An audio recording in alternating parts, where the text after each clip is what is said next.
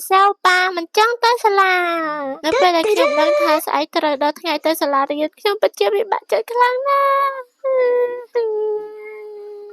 ស្អែកត្រូវទៅសាលា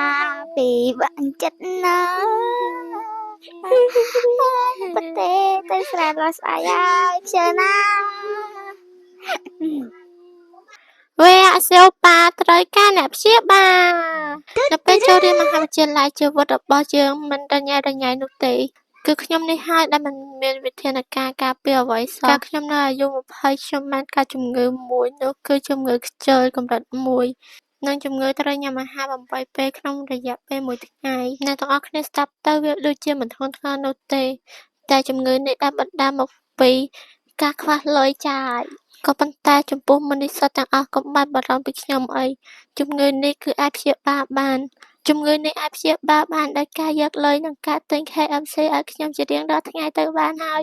នោះវានឹងជាដាច់ពីជំងឺមួយនេះជាមិនខាននោះទេក្នុងនាមខ្ញុំជាអ្នកមានបទពិសោធន៍ម្នាក់ខ្ញុំសង្ឃឹមថាអ្នកទាំងអស់គ្នានឹងមើលថែសុខភាពទាំងអស់គ្នាកុំឲ្យកើតជំងឺមួយនេះដូចជាខ្ញុំហើយ